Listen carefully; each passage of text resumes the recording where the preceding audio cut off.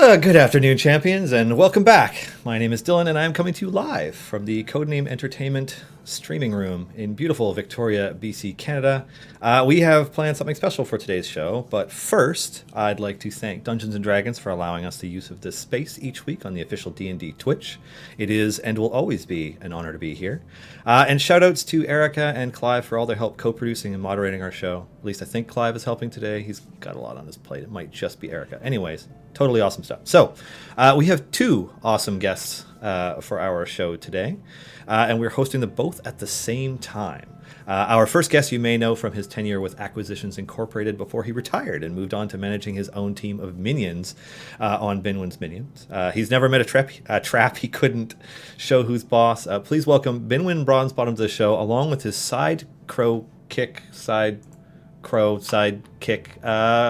Crowy. Welcome, Crowy, as well. Hello. Oh, wrong Hello. button. How's it going? How are you? I'm good. I'm noticing that there's just enough going on now that there's a little bit of latency that isn't normally there in this setup. So that's wonderful. It's awesome. There's nothing to be done at this point, so it's just that's how it be. Yeah. Well, we know how to strain computers. Yeah. I guess videos don't welcome to our universe. Yeah. Multiple screen captures mixed with a bunch of other nonsensical stuff all at once. What happens when you try to contain the soul of a warrior inside one of Amazon Web Services virtual servers? Can't contain me. It's true. It's too much. Yeah, and to be honest, just based on how this is looking right now, I think it did a better job when we did this through Discord instead of Zoom. I'm not going to lie. No offense, Zoom lovers out there, but the screen cap feature from Discord seemed to work a little bit better for this. Zoom, you got zammed. Yeah.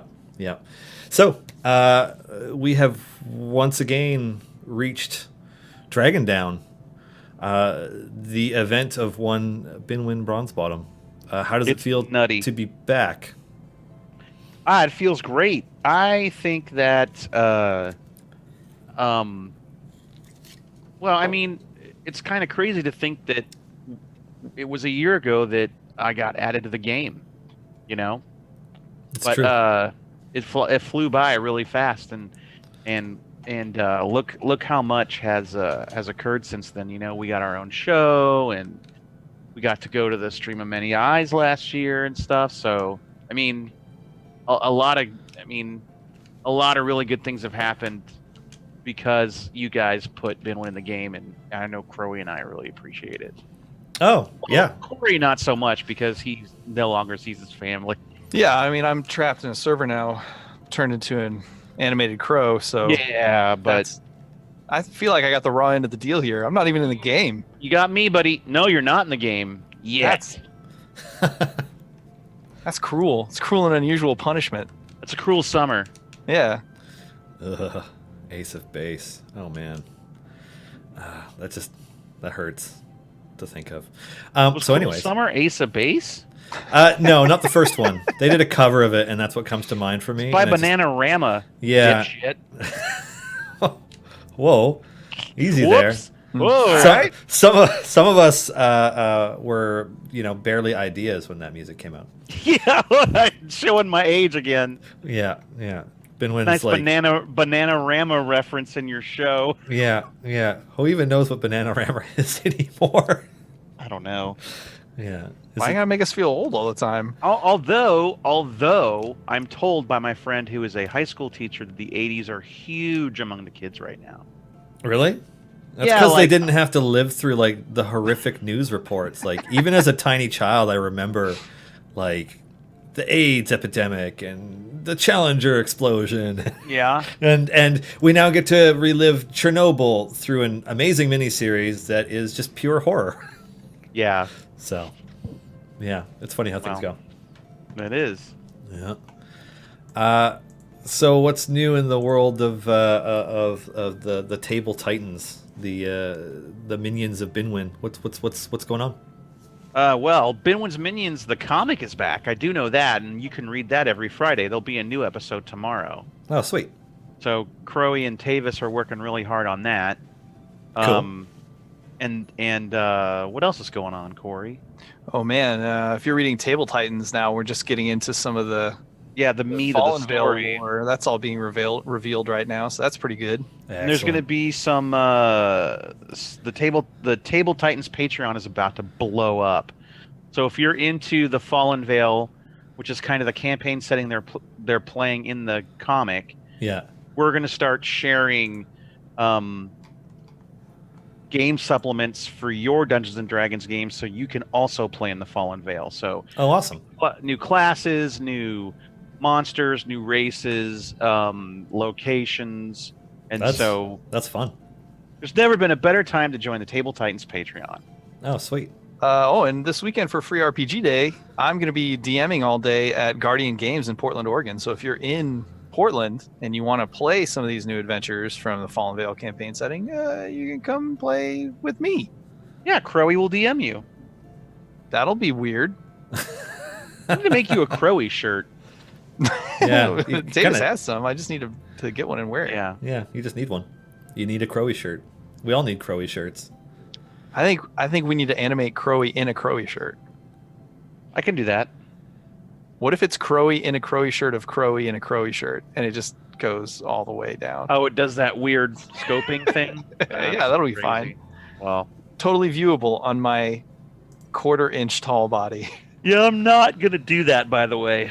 Aww. No, all right, I'll do it for you. Yay! We'll have it for tomorrow's show. Oh, great. I just got a question. It's like, hey, Dylan, how does it feel to be a sidekick to a cartoon? Is this the ultimate realization of success for you? Don't kid yourself. We're Dylan's sidekick. Well, you're on the sidekick side of the screen, but yeah, we're your sidekicks today. This is your street. But people are tuning in for the cartoons. They don't tune in for the Hawaiian guy who does. I want to know why everyone is typing Gold Crow. That's the giveaway. That's the giveaway entry. The giveaway is Gold Crow. Yeah, love it. Yeah. So is the giveaway the company? Because that's what happens if you click the Golden Crow. And you Golden Crow that if you watch Plays. I mean, if Codename Entertainment actually means 5 gold supply chests, then yes, that's what they get. Oh shit, I'm gonna. That is their current worth. Yeah, there, I'm in it too. It's pretty sweet. Let's do this. 5 gold chests. Yeah. What was Adam J Game to Grow? Oh, Game to Grow. Oh, those guys. Wants to know if the Crowy shirts will have name tags on them. They should. Yeah, yes. It will. Hell yeah.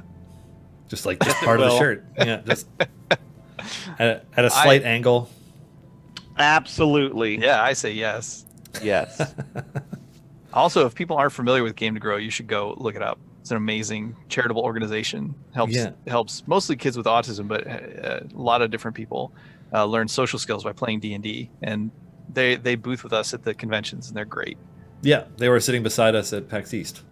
Yeah, I didn't really get to talk to them because I was nonstop working, but it was good. I remember them being nice. I don't know.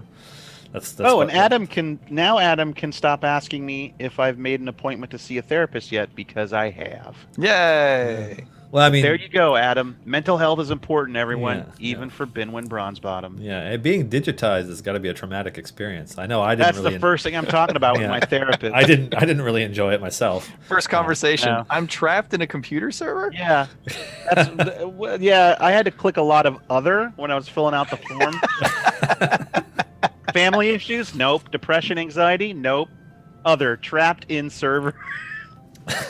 I've been troned. Yeah. Minus the Bruce Boxliner. I'm a therapist that deals in being troned and family issues. Reminds me of this. So explain to me, pretend that I don't really know much about the game. I mean, that's not true.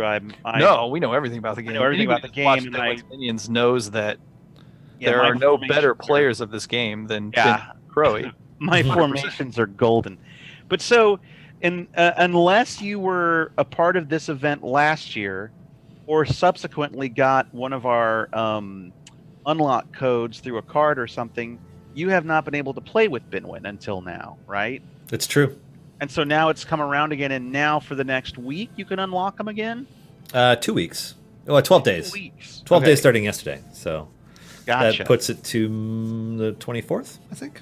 What's the date today? It's the 13th. Yeah, until the 24th. Wow. Yeah. I love that. That's called scarcity Yeah. in the industry. It's true. And we even introduced an evil lizard that nobody's heard of before to go alongside you, just to make sure that Binwin is extra popular. I heard about this. I love lizard men. Lizard folk. Yeah. Yeah. In fact, what I should do is in the game, I'll put Korth in the formation. Look at that guy. Look at that mane. Is that what you call it on a lizard man? Is it a mane? It's so good. So good. Is he available now? Yeah. What? Yeah. Your 2 options. Turn I it can't on. open the game right now. Otherwise, this whole thing will explode. It's true. Yeah. Maybe not yet. Trying not to melt system. Yeah, yeah. I mean, these computers think that they're all hot shit, but you just stretch out their RAM and their CPU a little bit. Try to use some of that hyper threading, and all of a sudden it all just comes apart. Sean. Yeah. So you're using the I see you're using the console UI. Yeah. Gamepad UI. Are you using a controller as well? Yeah. Oh yeah. That's awesome. He love that. Yeah, I'm a big fan. I might switch to that. This is kind of nice. I mean, I tend to switch back and forth. Like playing at my desk, I play it on mouse and keyboard because I'm tabbing back and forth between work and the game too much. But here in the streaming studio, the 10 by 10 room, I use the controller. Yeah, it works well. Oh man. Yeah. My controller now. Telstat would like to know if you guys would prefer Bananarama or the Bangles. I don't know that I know any other Bananarama song except for Cruel Summer. I know Bananarama. I guess the Bangles. I'm gonna go Bangles. Yeah, the Bangles are that's Walk Like an Egyptian, right? And that's probably the biggest that's hit. one of their songs. That's true. yeah, it's a pretty. Heck, good I'm Bananarama. I'm going Bananarama. Hold on, let me look it up. Good news is Google will help me. I have direct access to Google. Hold on. Beep boop boop boop. When you live in the internet. Beep boop boop boop. Bananarama. Apparently, Bananarama did Venus, according to chat. I don't remember that song. Oh yeah, they did. Okay, so Bananarama songs. I'm your Venus. Oh, that was them? fire, Oh, God. Your desire. The one that's for the Razor commercials? Yes. That's what they're known for? No. Obviously, it was Yeah. something else at the time. By the but- way, Listen, you take what you can get. Yeah. not a lot. Not a lot of songs I recognize. The worst one of those, the worst song turned into a commercial. ELO. I don't know why Jeff Lynne did this, but he let them take It's Magic and turn it into an ad for a medicine. Oh, really? Oh no. But that's Yeah. exactly what medicine isn't. Right. So I don't know. You know what? I don't even know what Ozempic means. It'd be better if it was, it's science. Then that would be all right. But It's Magic doesn't really work for.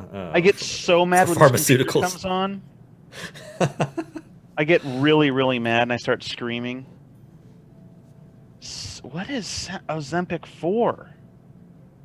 Oh, it's for type 2 diabetes. What isn't it for? Okay. It's Yeah. magic. And the song goes, and the commercial goes, Ozempic. Oh No. Yeah. And then the guy Oh. goes, I take Ozempic for my type 2 diabetes. And I start screaming and throwing shit. Oh no. Oh, wow. Don't do That's that. It's bad. So I'm fine with Bananarama pushing razors. Yeah. Speaking of lizard men, two things. Speaking of lizard men, I love lizard men. Were you Yes. going to talk Well, about we're talking Donald about Rumsfeld? pharmaceutical companies, and they were run by lizard men. Yeah. Oh, okay. I thought you were going to talk about Donald Rumsfeld did, like in that Louis C.K. radio interview with him Oh, from years What? ago, where he was asking Donald Rumsfeld if he could confirm whether or not he is a lizard man. did Louis C.K. do that? Yeah. Yeah. Well, and like well, I mean- Rumsfeld knew that he could not even acknowledge the question, and so he just talked around it, but it was so funny. was Oh, he a man. lizard man? I don't know. I mean, it's, who knows? Rumsfeld, maybe. I mean, there is that fear. Speaking of lizards, Did you see the new Godzilla movie? I did. Did you like it? I loved it, but I loved it as, like just a classic, cheesy, everything gets wrecked it's a Godzilla dumb movie. Godzilla movie. Yeah. It was so good. It was just But ridiculous. Absolutely Yeah. ridiculous. Yeah, completely. Like, how much of the Earth is actually left at the end of that film? I mean, That's the thing. They're so big, and these guys are running around underneath them. They would never survive. yeah. Ghidorah just turning left, just his wing moving, rotating left. Just a hip twist would send cars flying. Yeah. That's supposed to be the point, right? Yeah. I mean, and they thoroughly, like, spoilers to everybody, but I mean, if you didn't go see Godzilla already, you're probably not a Godzilla fan, so. There's no spoilers in a Godzilla movie. Yeah. Sorry, Boston, but, like, destroys shit. there's literally All right. nothing left. I wrecked it for you. No, Like, so much of the. Yeah. I don't understand what is left because, okay, so we know that the fights we saw, Boston is gone. Boston's toast. Yeah, well, I mean, it gets like Godzilla basically just nukes it himself over and over and over again. Godzilla nuked Boston multiple times. Okay, Yeah. so that's done. That's done. So no more PAX East. Yeah. And then the other city was that Isle Muerta. the one That was in in Mexico. was it in Mexico? Well, where's the Where was it- Rodan erupted out of the volcano and then flew past the city and annihilated it just by flying past. everyone there died. Everyone there's dead. Yeah. And then it was like, oh, Ghidorah is waking up all the other Titans, and they're like, this one's in Chicago, and this one's in like all those cities are gone. Yeah. Like the big ape mammoth thing. Yeah. With like the massive gone. like And building-sized tusks. One of the creatures was literally a mountain that just woke up. No, it was what's his name? The turtle. No, it's not Gamera. Isn't it? Are you sure? I swear it was just a giant one. No, it's not Gamera. Toho doesn't own Gamera. Oh, maybe that's why they were kind of vague about it, and you only really saw all the terrain new falling monsters off. were vague. It's like Super vague. it's like all these amazing Titans are waking up. Which Titans? Mothra, Rodan, Godzilla, Ghidorah, Spider. The mountain one. Yeah, the mountain. This ape-looking thing with tusks. That's not King Kong, but not really anything else. Well, no, you saw King Kong a tiny bit in the movie. They do hint at him. Yeah, they hint at him a lot. There's no subtlety to that foreshadowing. Like it's just No. There's he's tons coming. of it. He's gonna fight. They gonna fight. I mean, are we year. doing this? Are we doing Kong versus Zilla? Yeah, 2020. But like, are we doing it right now? I hope so. Who wins this fight? Oh, listen. Okay, let me explain Godzilla movies to you. Do it. All right, and America has not gotten it right until now, because America's tried to make Godzilla movies twice. They made that really terrible one with Matthew Broderick. But did they make that, or did that movie, was that just a mass hallucination and we didn't It might actually have been. waste 2 hours of our time in the theater watching Matthew And then Broderick they made the suck? 2014 one where the director's like, the best part of Jaws was that you didn't see the shark, and then so I'll do that with Godzilla, and you're like, no, that's not how it works. I did not actually how quite like that Godzilla movie works. though. Like they tease you Godzilla the entire time, and then all of a sudden, Right. you get the rumble at the end. Godzilla began as an allegory about the horrors of Hiroshima and Nagasaki, right? The 1953 Godzilla, that's what it is. That's an allegory. It's why there's a Criterion Collection DVD of it. Since then, he became a cultural icon in Japan, and he became this like really scary monster, but also kind of a protector thing. Mhm. And it morphed into a new kind of movie. And there's different eras of Godzilla movies, and I know way too much about this, but you know, Millennium Edition, Shohei Edition, blah blah blah. Okay, but the format of every Godzilla movie past the first one that was a brilliant allegory is this. Godzilla gets woken up by something. He terrorizes humanity. Another threat appears. Godzilla fights off the threat to save us. We give him sleepy time gas. He goes back into the ocean until Goes it's back time to for the next movie. It's Yeah, bedtime. Get Pretty ready for the next that's movie. how you make a Godzilla movie. Now, That's all you have to do. You don't kill him at the end. He doesn't lay eggs. You don't hide him for half the movie. He shows up. He terrorizes the shit out of everybody. He knocks a bunch of buildings down. Second monster appears. He fights him off. Sleepy time gas. Back in the ocean. Yeah.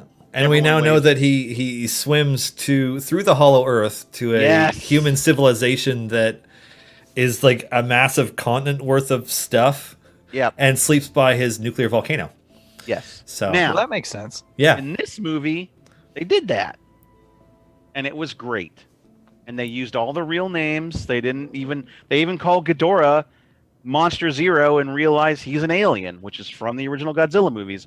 Yeah, I wasn't expecting that, actually. And because they got the genius of Bear McCreary to do the music, he put the Toho themes, musical cues in there. Yeah, Binwin going deep on Zilla right now. No, so it's true. You got the dun dun dun dun dun bam bam bam bon on on. You got that in the movie.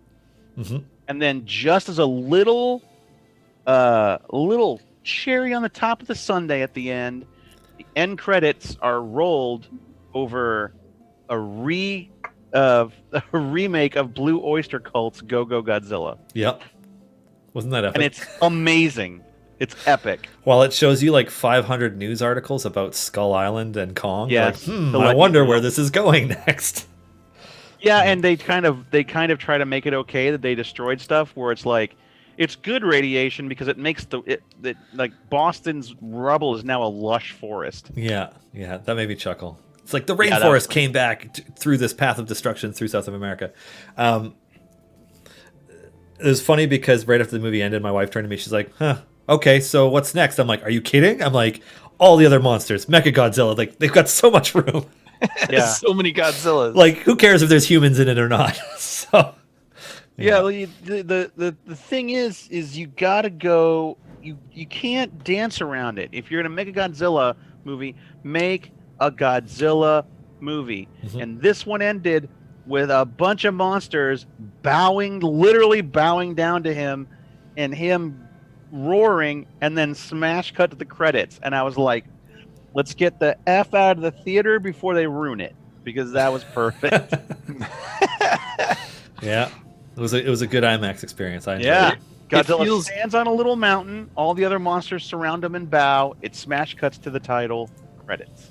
It feels very on brand for Binwin to be talking about Godzilla. Heck yeah. Yeah, well, Sir Munstein wants a Binwin versus Godzilla event. Oh. Actually, no, didn't you kill a Tarrasque? I did. Yeah, so there actually has been a Binwin versus Godzilla event. I killed a Tarrasque inside of a giant golem, so I was literally... You were Mechagodzilla. Well, no, I'm more like a Jet Jaguar or possibly an Ultraman. You're a Gotcha Man Ultraman. Yeah. You get it done. No, I'm not Gotchaman. Godzilla v Mecha Binwin? That would be sweet. Godzilla v Mecha Binwin. That sounds like a t-shirt that it does. Doesn't violate any copyrights or anything. Yeah, no, Toho won't get mad at all. Yeah, no, it'll be fine. It'll be fine. That'll be just fine. Oh, man. We do have a Lizard Man t-shirt in the PvP store right now if you want to go look at it. Sweet. King of the Monsters. I actually think the shirt is called Lizard Daddy. Lizard Daddy. Oh, man. Our celebration of Godzilla being released. Toho is so protective that they went after anything with Zilla on the end of it. Oh, really? They can't win that fight. Yeah, there's no way. Can. Yeah, they can. Really? Yes, of course. Bridezilla. Zilla is I see. modifier to say this thing is like Godzilla. Yeah, that's true. They absolutely win that every time. Huh. Wow, crazy. Yeah. Yeah, that never would have crossed my mind. Did any other movies come out this year, or was it just Godzilla? Yes. Yeah, Avengers Endgame came out. That was all right. I mean, it was only the culmination of 11 years of films and like 60, 70 years of fandom, and I loved it 3,000. Every moment you wanted to see, all the fans. It's like 2.5 hours of fan service, and it was awesome. Yeah, it was. Yeah. Also, that Deadwood movie didn't suck. That was the other one that I was blown away by this year. Yeah. Yeah. Everyone is like, John Wick 3, John Wick 3.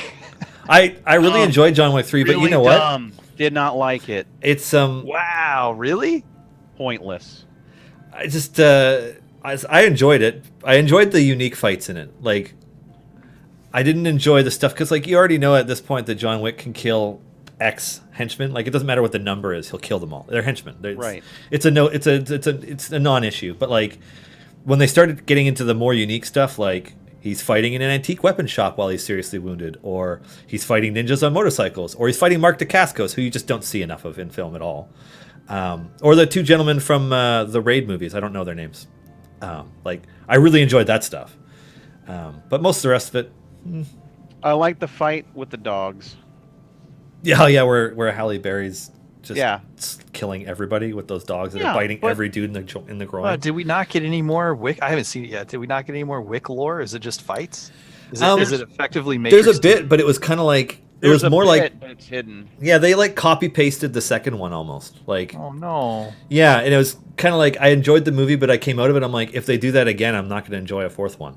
So I hope they come up with something more interesting next time. No, the lore was the most interesting part, but it just led to this kind of little end cap thing that hinted at a John Wick 4, and then you're like, oh, great. Well, this whole movie was an ad for the movie I wanted to see, which I'll get in 2 years. Yeah, hopefully we'll get. And I'm hoping that they somehow get Carrie Ann Moss in there, just because. That would be rad. Yeah. Because, Morpheus is in there, too. Yep. So I thought the arbitrator was great. That character. Oh, the non-gendered arbiter that they had. The arbiter, yeah. Yeah. I don't know who the actor was or anything, but I thought they did a good job. They're on Billions. They're great. Oh yeah. Yeah, sweet. And they're non-gender. They're non-binary on. Well, the actor's non-binary. Oh, okay. I had no idea. I'd never seen them before, so I just kind of watched the movie. I was like, oh, cool. Yeah. No, they're on.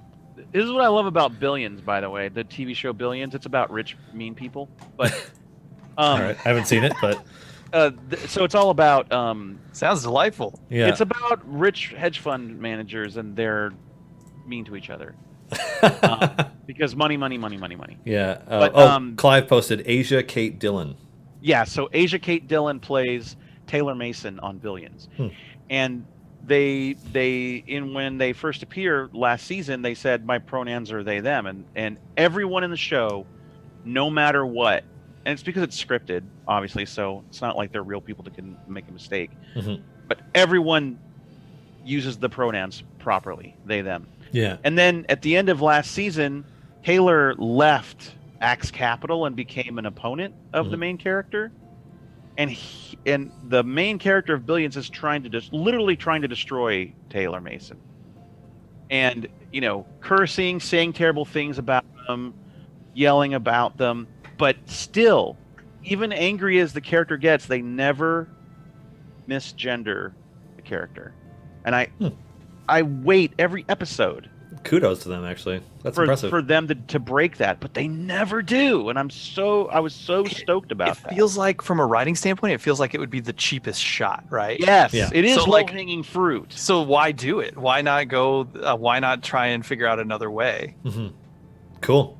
Huh. It also says something about the character, because then if you ever want to do it, like if they ever have a real falling out that's not just about money or whatever, then you can just vilify the shit out of the character by having him misgender, when you could, in the meantime, you can just have him do everything else that is terrible. Well, anyway, we went down a rabbit hole there. Yeah. Says anyways, so like John Wick was all right. It didn't blow me away, and I say that as somebody who's a fan of Keanu in general. That's what Ben would do. You know what bothered me about John Wick 3 is that there was that giant fight in the Continental, and we never saw Peter Serafinowicz' character. Oh, that's because he's at the Continental in Rome. Oh shit, you're right. He's in Rome. Yeah, with what's the name of that Italian actor? The guy who was running the one in Rome. He was in all those old westerns. Original Django. Yeah. What is his name? I can't remember it right now. I'll remember it later. Okay, Google. Who originally played Django? Yeah. Oh god, he's so iconic too, and I could picture him. his name is. The one who's like, "Are you here to kill the Pope?" Yeah. Darn it! If I can't, I'm gonna be mad. Franco Nero. Franco Nero. And in the movie, his name is Amerigo Vespucci. And I quite liked. I'm enjoying. I mean, I didn't care for Ruby Rose in the second film because I just didn't feel like she was a threat. Whereas the fight with Common in the both the fights with Common were awesome. Yeah. You could tell that with the John Wick films, the actors work hard to do choreography well in ways that they rarely do in films. Well, they rarely do in Western films. I mean, you can watch any Hong Kong action movie and they do, but that's because they're actually martial artists, unlike most of the American ones. Speaking of, have you watched Warrior? Any episodes of that? It's a HBO Showtime show. They're like shamelessly ripping off Bruce Lee's notes on a storyline that takes place during like late 1800s San Francisco. Oh, wow. About Nice. Chinese immigrants and the Tong Wars, and lo and behold, all the actors actually know martial arts, and the choreography is amazing because of it. It's weird, but it's actually a pretty good show. I recommend it. Yeah, and it's done in kind of a grindhousey way. Warrior, huh? Yeah, it's just called Warrior. And they slip back and forth between the English dialogue and the Chinese and how they talk to each other and stuff in a really, really smart ways. It's good. It feels like kind of like watching a television western, but it takes place in the, I don't know, like, when did the Exclusion Act happen in the U.S.? The Exclusion Act. Yeah, because at one point they passed a law to basically make it illegal for Chinese women to immigrate to the United States, and then also like just outright brutal racist laws. So it's around the Chinese Exclusion Act. It was in the 1880s. I don't know when. Yeah, so that's when the show takes place because that act is about to go through on the show. I think, at least that's the timing of it. Anyways, recommend the show. We never talk about Idle Champions on this show when we come on. It's true. Yeah, tell us about Lizard Boy. I want to know. Of course. I will tell you everything because everything is that bio. Because that's what happens with a character that is a CNE original, right? Like, the bio is it. Like, raised as a gladiator in the pit arenas of Karatur, which is in Shulong. That's like it's east, far east of the Sword Coast. Is it even still on Tor? I'm not sure if it is. Or sorry, Faerun. Anyways, yeah. So he's like grew up as a gladiator, is absolutely merciless. Always kills his opponent, never spares them. Gives no shits, and is a lizard folk samurai fighter. That's now that you gave the backstory for Benwin. Give me the juicy mechanical bits because that's the stuff I like. Oh, so I know less about this because I barely touched him so far. He marks targets, and everybody in the party who hits the marked targets can get different bonuses for it. So you can reduce your attack cooldown. You can get a chance to attack again immediately and lower your ultimate cooldown slightly. And you can get increased damage against them. And it just kind of like, I haven't played him enough to kind of figure out how to best maximize him in a formation. He probably needs to be adjacent to my DPS to do the best one because the damage bonus is probably better than the base attack cooldown bonus. But he's kind of, because he marks the targets he hits and he doesn't attack super fast, he's a boss killer. Like, nice. Yeah. Oh, maybe the Barrowwind hammer stack will come back with him. I don't know. I'm like, we're kind of developing the year one champion balance update right now, or at least the first part of it, because 17 event champions and 2 evergreens means that there's 19. That's too much to do all at once. And I'm not sure if Barrowin is in the first or the second part of that. I'm still waiting on that from Justin. I just know that he's starting on it. How long it takes, no ETA, but I am very curious. It's funny because like Barrowin is most of the time outshined by Tyrell now, like in the vast majority of cases. But if you were in a position to actually get those hammer stacks up and use the Barrowin ult, It still shreds. It's still pretty ridiculous. Yeah, I like doing a Kron to Barrowin on bosses. Yeah, yeah, absolutely. Damn it. My Kron boy. And Korth is amazing with Kron because he's evil. Yeah. And he marks targets for Kron. So the change to the DPS system with the the DPS upgrades and the base ultimate damage and all that stuff. Yeah. It kind of, you lean a little bit more towards champions hitting hard versus the average DPS meter showing up higher. So Kron does a little better, and champions with on hit stuff like Black Viper or like debuffs like with Korth, etc. They all kind of shine a little better now. So it's pretty cool. It's an interesting iteration in that it's kind of shuffled things up a little bit, and we're still kind of waiting to see how it plays out for everybody. So yeah, excited. Do you guys find like you'll have initial ideas for a character? You must play test the characters for a while, huh? Some of them, yeah. In-house. It depends. I mean, the development pipeline for a champion, like they take 3 weeks ish to make, from like the idea to a playable state, and doing all the art and doing all the iterations of it. Because it'll usually be Chris coming up with how the champion's going to function first. And then he and Justin will have like a dev meeting, about like, okay, how are we going to do this? Can we refine it? Is there anything that's going to break something else that's already in the game? And then it'll go to tech. Dupuy. Oh, shoot. I still gotta try that magic game that he told me to try, and you told me to try, Corey. Which game? It's good. Magic Arena? Oh, Magic the Gathering Arena? Yeah, it's good. Yeah. If you like Magic the Gathering, it's fantastic. My 1-2 punch right now is on my 2 monitors. If I'm just playing games, I'll have Magic on one screen and Idle Champs on the other screen. And between games, I'll go over and adjust my formations and stuff, and then bounce back. Crap, man. When people are using their timers on their turns in Arena, you have plenty of time to adjust your formation. Yeah, if you're getting roped sometimes. Yeah. No, Arena is great. It's still missing some features that I really want, like a friends list, so I can just play my friends whenever I feel like it. But, excuse me. Other than that, isn't it technically?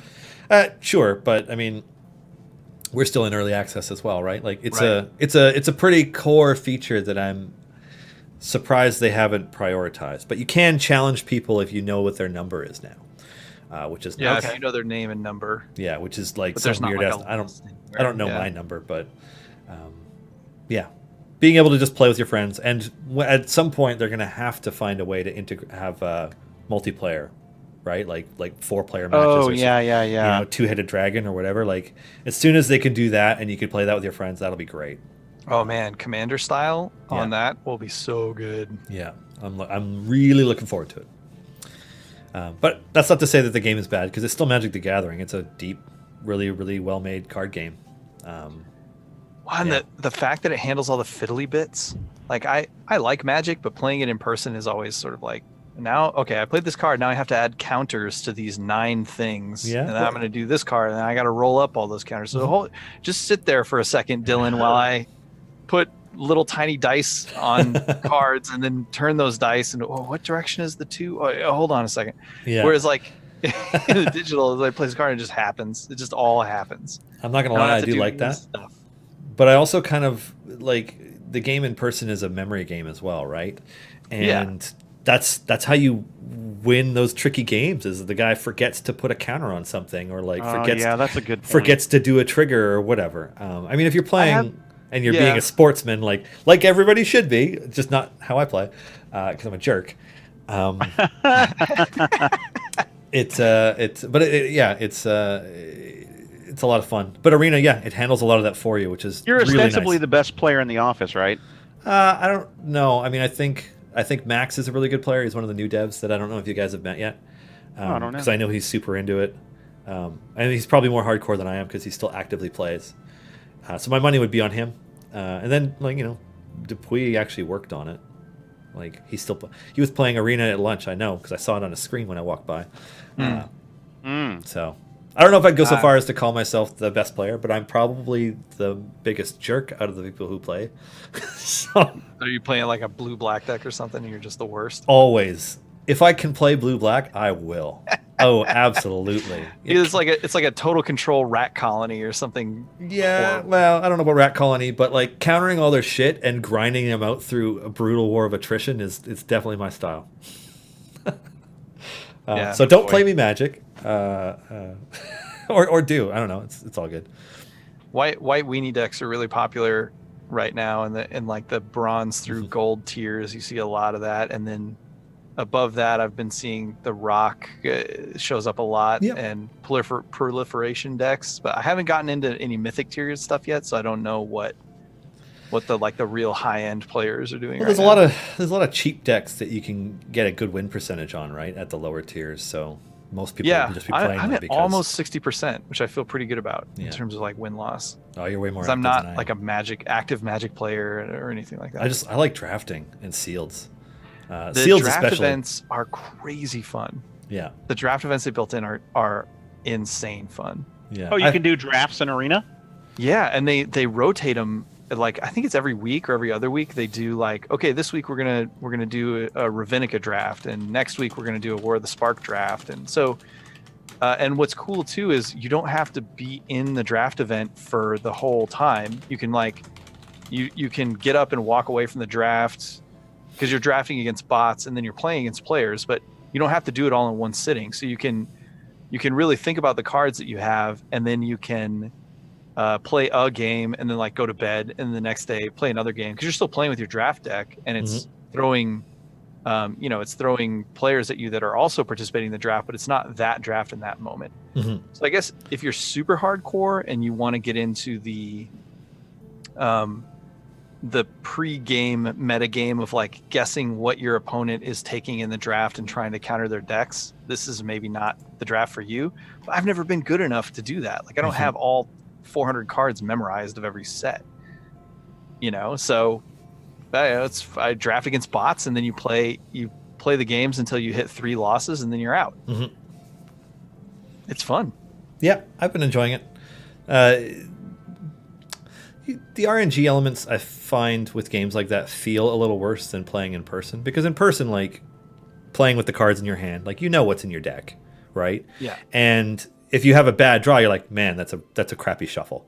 Right. But when it's all digital, you're just like, you just feel like the computer is screwing you over. Well, there's always that concern too, where random, code that makes things random is never truly random, ever. Yeah. You can't do it.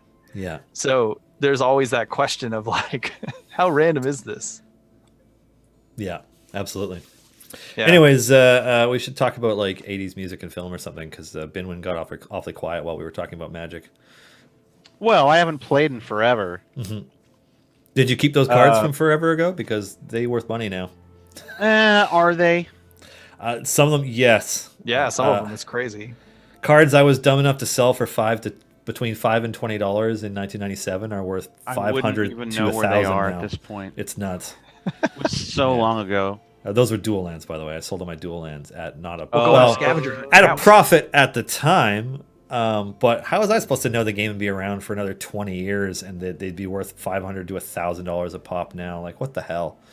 We don't. You can't predict that. I know. It's not. We're not supposed to talk about a secondary market for those cards. Well, no. yeah. And I'd never sell them. So, I would. They just probably went to rot at some point somewhere. No, I do. I stopped playing Magic for the same reason I stopped playing Uno, because my wife dominates. She's too good at it. It's not fun anymore. Well, she played this black deck, and it was just, I could not win. Was it And it's Necropotence? like- Because that deck was Huh? brutal. It was the one where it's just like more rats. All the rats. Yeah, a rat colony. Oh, rat colony deck. Fair enough. Yeah. It was bad. Counters on everything. Every rat does 20 damage. Can't block It all was the rats. bad. Yeah. Oh man. So, watched Endgame. It was a culmination of everything you wanted to see in a comic book movie, basically, with an awards-worthy performance by Robert Downey Jr. that will probably not get acknowledged by anything, but No, it won't. Let's face sadly. it, good enough to win, though. Probably. I Good enough thought to it win was on a pretty bad great. year. Good enough to win if it's not up against Daniel Day-Lewis for something. Like anything, really. Like whatever Daniel Day-Lewis is thinking about at that moment would probably win. But no, it was great. I still like even the stuff that was brutally corny, like, I feel like we could spoil Endgame stuff now, right? We can talk about that. Hell I feel yeah. like It's been months. long enough. Come on. Yeah, I mean, it's made $3 billion or something. I'm sure everybody's seen it 5 times. Finally having Cap pick up Thor's hammer. Yeah, that was the best. Like, it was corny Whoa. and you knew it was coming, but you were just like, yes, So here's the real question. When he tried to pick it up previously, was he faking it? Could he have picked it up? According to the directors of both Avengers movies, according to Joss Whedon in an interview, unconnected to when they asked the Russo brothers. So both directors have been asked about that, and both similarly said the same thing, which is Cap could totally lift it, but he didn't want to hurt Thor's feelings. Yeah, I think he was pretending to lift it in Age of Ultron because it goes to move. It shouldn't move at all. Yeah, it goes. "Wah." Yeah, and it's just like you could tell that he's like, and like you could tell that knew that he could move it right away, and he just lets it go. Yeah, you don't. I mean, it's like you can't. It's not gonna. It's not that you're worthy to move it a scunch. Yeah, you're either worthy to move it or Pick it not, up or you can't. and that's it. Yeah. Yeah. So, and of course, Thor notices that, and you see the look on his face when he realizes it. Like, I'm Yeah, not and then special when he- because when I'm he- not. Yeah. Right, and then when he can't, he goes, haha, nothing. Right, like, but that's why it was so awesome when he said, "I knew it" in the movie. Yeah. Knew he was faking it the whole time. Yeah, I knew he was faking it. That's pretty So good. I think that proves it. Yeah. That's Thor's line is, haha, I knew it. Mm-hmm. Yeah. Yeah. Um, I guess Chris Hemsworth fought like hell to get Fat Thor included in the movie. Hey, they were gonna have him trained to get rid of the weight at some point. yeah, and he's like, no, keep it. Yeah, I thought it was great that he kept it. There was a lot of there was outrage over the fact that Thor's weight was played as and his depression was kind of played to humor. I can't speak to the depression because I don't deal with it, but I can speak to the fat. And for those skinny bitches complaining about how outrageous it is that, like, Thor's mom said, eat a salad, and like, oh, ha, ha, ha, you gained weight. Yeah, that's what people say to you. Right. It's accurate. Yeah. You were looked down upon for it. That's what would happen. If you're outraged, then stop treating us that way. Stop giving a shit. And kudos to Rene Russo for killing it in the like everybody that they brought in for small chunks of the movie, from Rene Russo to Tilda Swinton to like everybody got to have these amazing poignant scenes that Did feel that way, didn't it? Yeah, that had callbacks to everything else throughout the series, like not just the films that they were in, but other films or implied storylines or whatever. And it was just like it was impressive. I teared up 2 times during that movie. Oh, which times? If they had put a dog in it, I would have teared up 3 times. But you can't have someone being able to go back in time and see their deceased mother, and expect me not to tear up because I miss my mom. And then for some reason, old Cap at the end was triggering a lot of feelings about my dad, who's elderly. Got you in both places. at Oh once. man, it just knocked me. And I turned to Angie. I'm like, "Is there going to be a scene where Thor puts his dog down? Because then I'll get the trifecta." Oh man. And it was so good when Thor when they're going to leave Asgard. And he goes, "Wait!" and he holds out his hand, and Rocket's like, "What are we waiting for?" And his mom goes, "Oh, it takes a second sometimes." And he catches it and he goes, "I'm still worthy." He says that to his mom. I was like, Yeah. Yeah. He's losing it. Yeah. And Cap is very, very important to me because Superman's very important to me, and DC has lost sight of what the fuck Superman is supposed to be. So the fact that Marvel just picked up the banner and goes, "Don't worry, guys, we'll just make Captain America what Superman is supposed to be." and will give you a ton of movies where he is the embodiment of that. Yeah. Is really, really important to me. So, yeah, I wouldn't have thought, having watched those terrible Fantastic Four movies, that I'd be impressed by Chris Evans at any point. But here we are. He did a killer job, and just like everything from how they play out the ending events of the first Avengers film, but from a completely different perspective, and you see what happens after they posed in front of the camera, and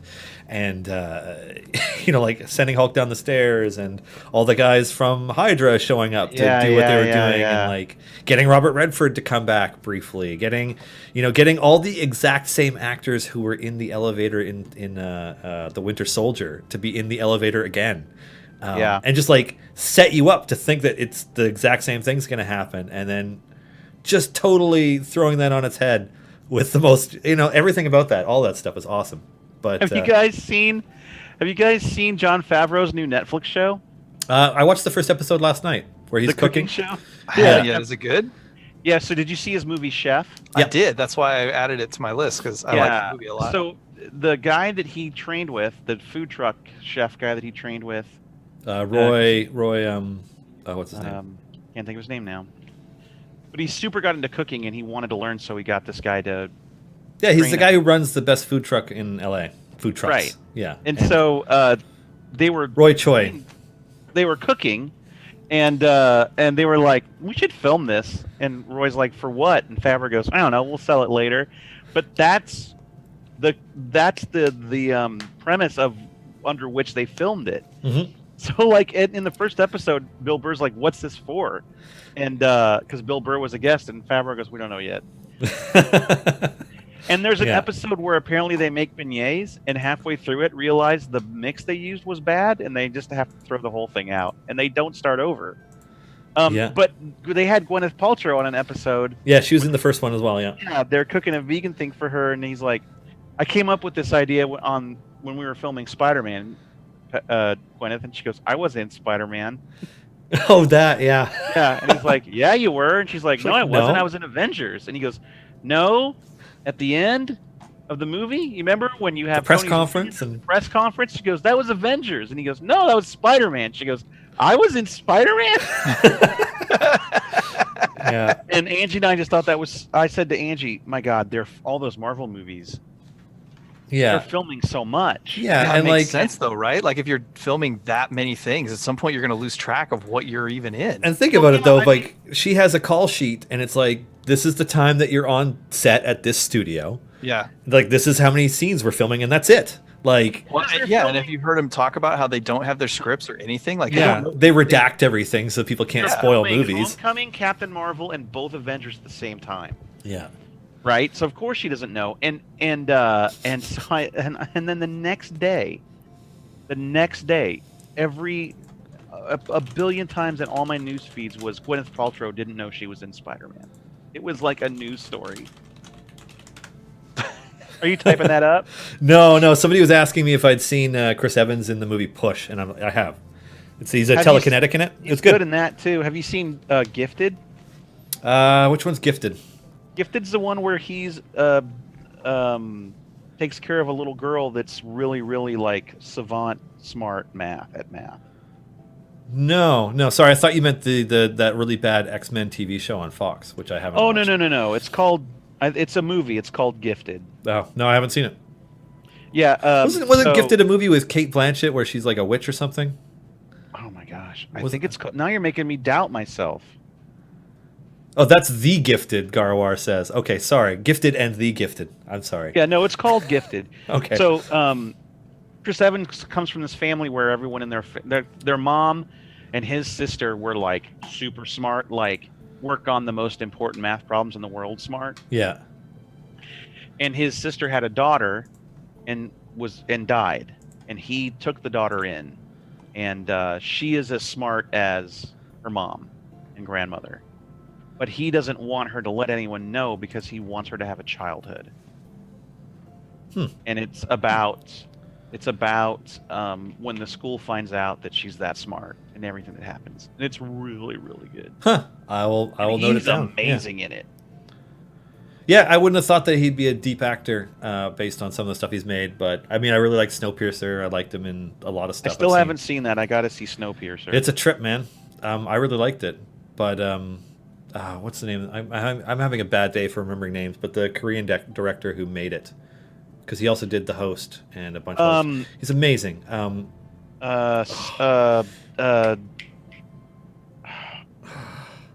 Junho Bong. Is that it? Yeah, Junho Bong? That sounds right. I think. I'm probably getting it wrong, but... Nope, it's right. I'm looking it up. It's okay, Junho yeah. Bong. Anyways, awesome. Yeah. And it's got like... It's got like John Hurt and Ed Harris and a bunch of people in it, too. Like, the movie's a trip. They're doing a Netflix show or something, right?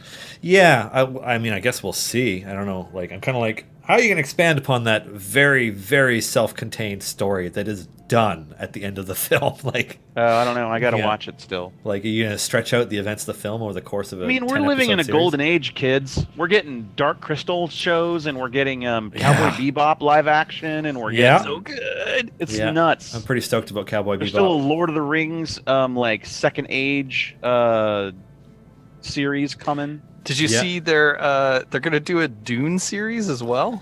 Oh, yes. Yeah, they're going to do it. The director of the film is going to do like a prequel about the Bene Gesserit. Yeah.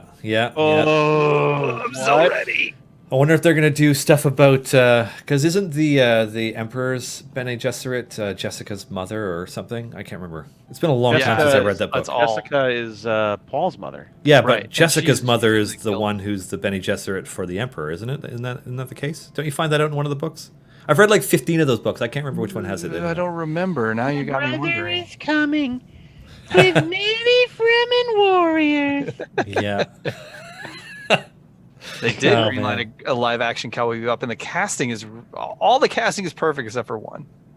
I haven't looked at the casting for it. Who is it? Yeah, the casting is fantastic. I think they cast everything perfectly except for Ein, except for the dog, who's a Malamute instead of a corgi. What? I know. I knew you were gonna say that. I'm looking at the cast now. John Cho as Spike. Sweet. Yeah, it's good choices across the board. I like Mustafa Shakir, the guy who's going to play Jet. He's awesome. Yeah, I'm telling you, it's good choices across the board. Yeah, but a Malamute, what the hell? They defended their casting. They said that they worked with a lot of animals, and that this one particular dog was like it's like a specific dog actor. Like they got the Daniel Dog Lewis to play the Malamute. Daniel Dog Lewis. You like that? Effectively, they said that Ein is a super intelligent, like a super dog. Yeah, and that this dog data dog was this dog was the super dog. So that they just couldn't get anybody that had that screen presence. Huh. Fair enough. I mean, if the dog, I guess if the dog sells me on the performance, that's it, right? Like, is it a transform into a corgi before they it's amazing to watch. Unbelievable. They can't just mocap the actor dog and replace it with the CG corgi. Early shots. He looks just like a corgi. It's amazing. No, they haven't cast the kid yet, huh? Ed, I don't think so. That's a tough casting. Yeah, that one's hard. Because Ed was non-binary in the show, right? Yeah, intentionally for a long time, and it got weird in the translation when it came over to the US because they didn't know what to do with it. Yeah, because this was like in 98, 99. So who are they going to get to? Well, I guess we'll find out. Yeah, it's funny. It's unclear in the show, and they talked to the director about it, and he was like, "Oh yeah, I mean, we didn't have a name for it back then, but Ed is just Ed. That's the thing." Yeah, and people tried to say. I read an interview with him where people were trying to say like, "Oh, you were thinking so far ahead of this." I think he's like, "No, it wasn't the intention. Yeah, it just was the plot." Huh. That Ed's parents don't know what Ed is. Ed is Ed. Yeah. Huh. It was more of the cyberpunk futurism of like, particularly for Ed's character.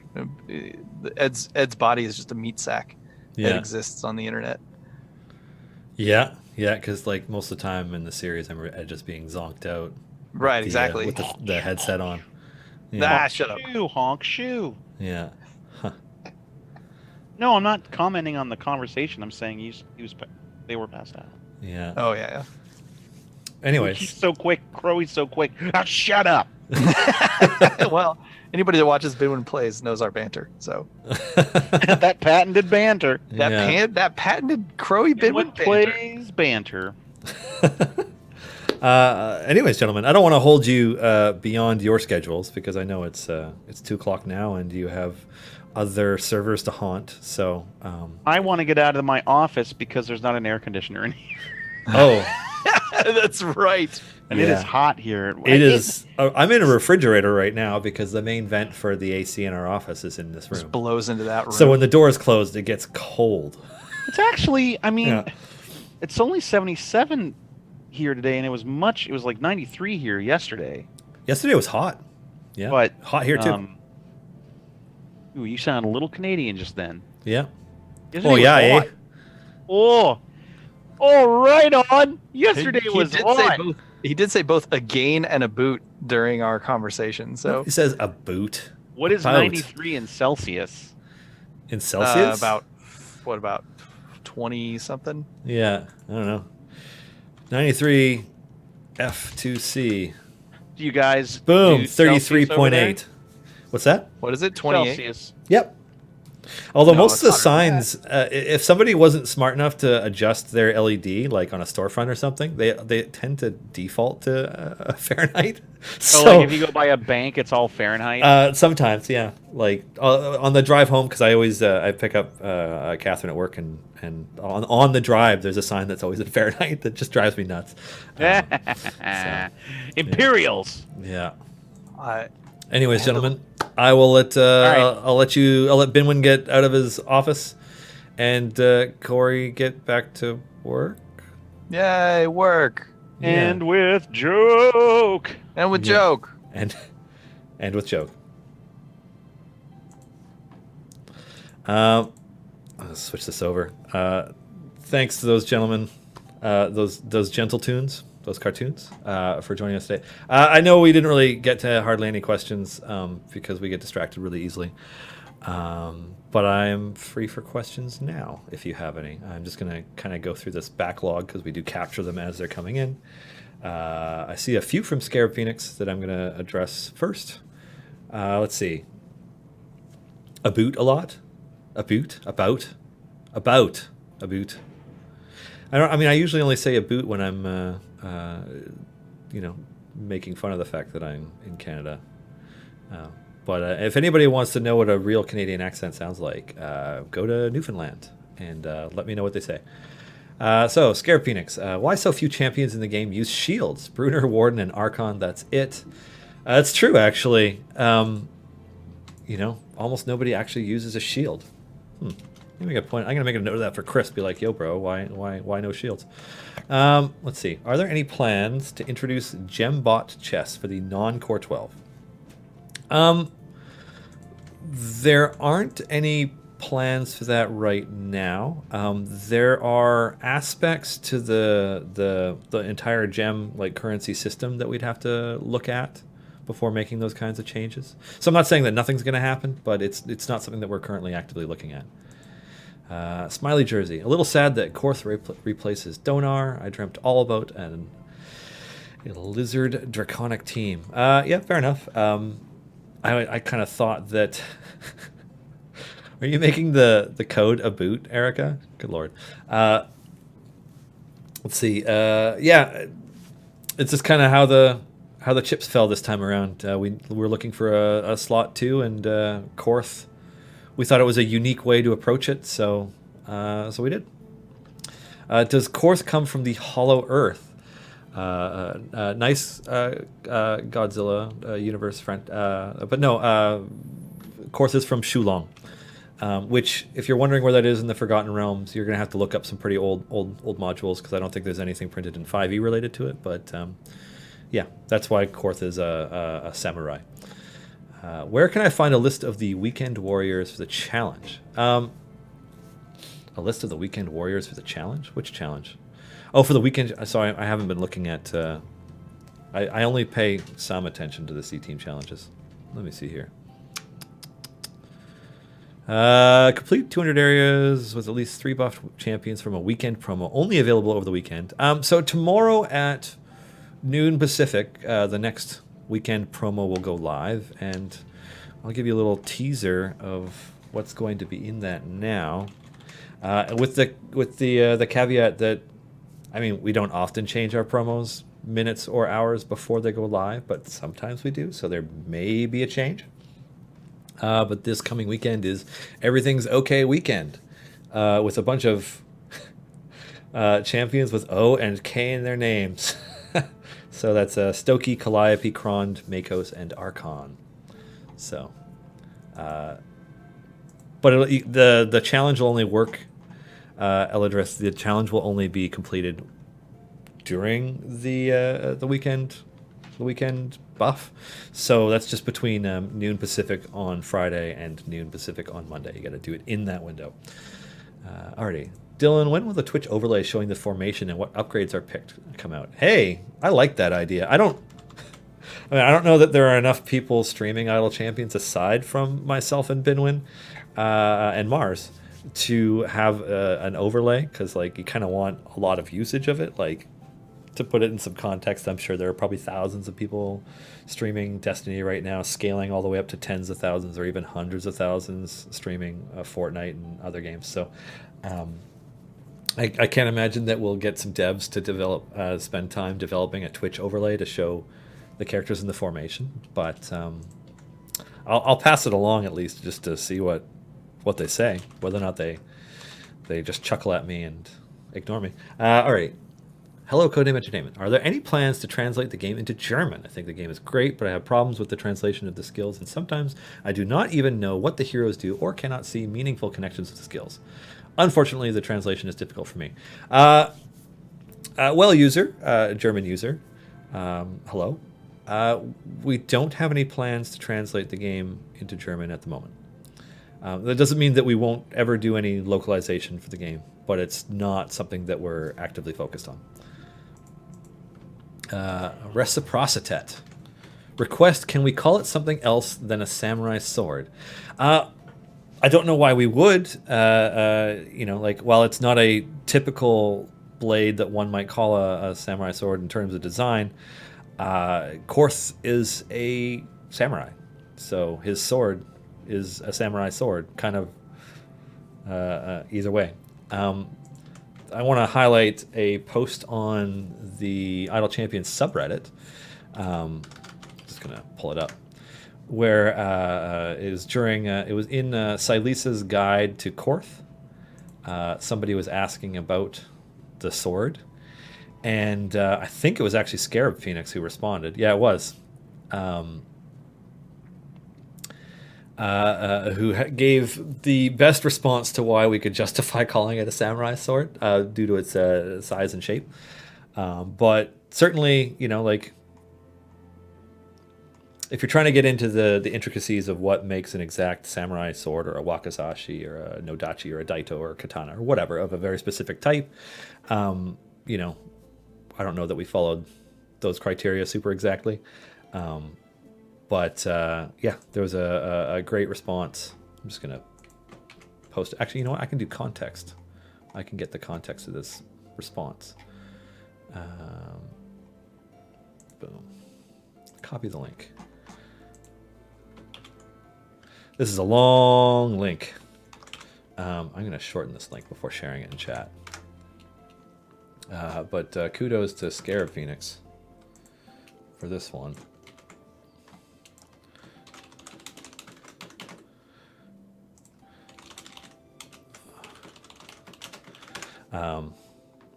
Anyways, we're not going to change what we refer to it as at the moment. If I remember correctly, doesn't Karatur roughly translate to Rokugan? That's a good question. Yeah.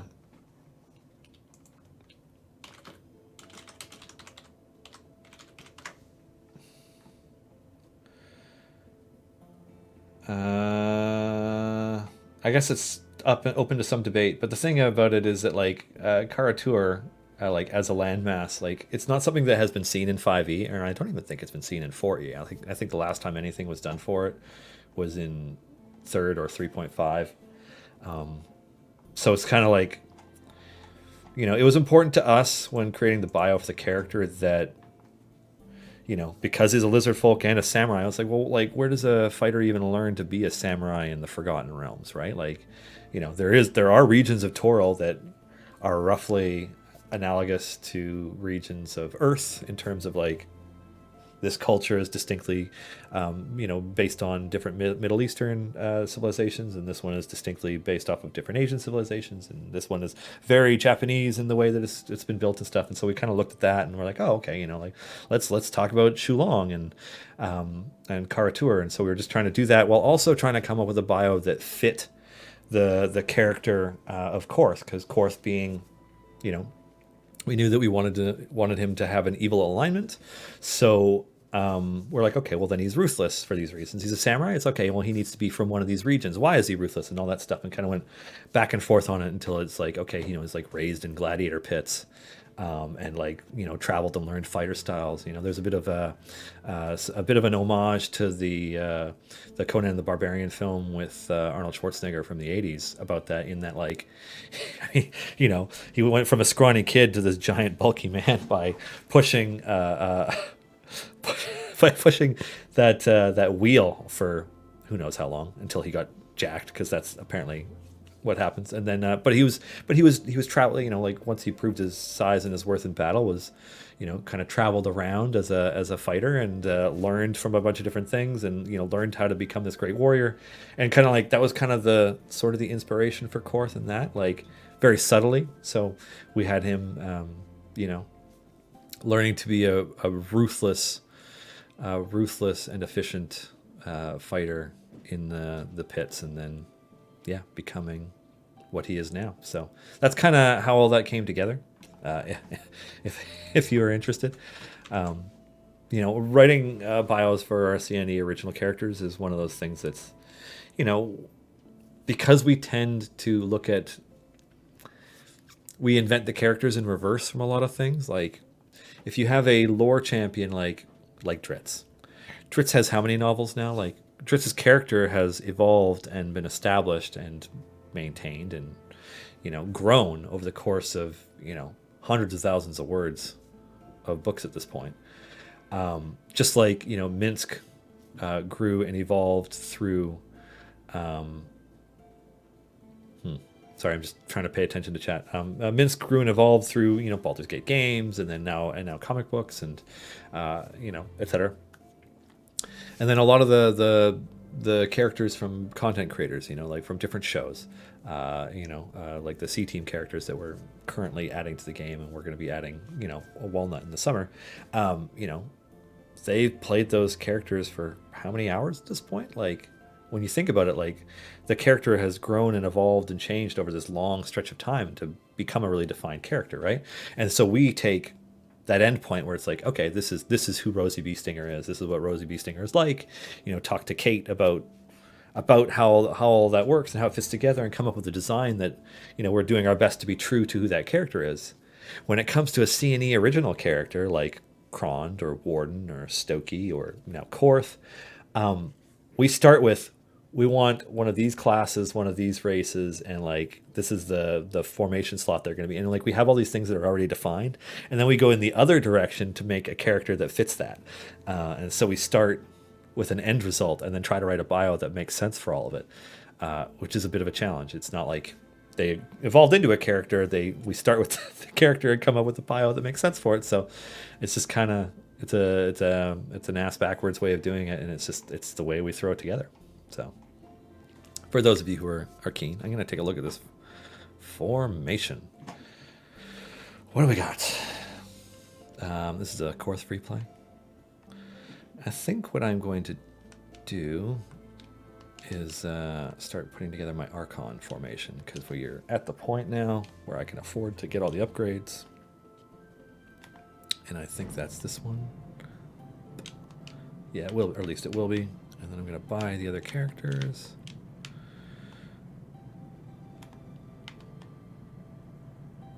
There we go.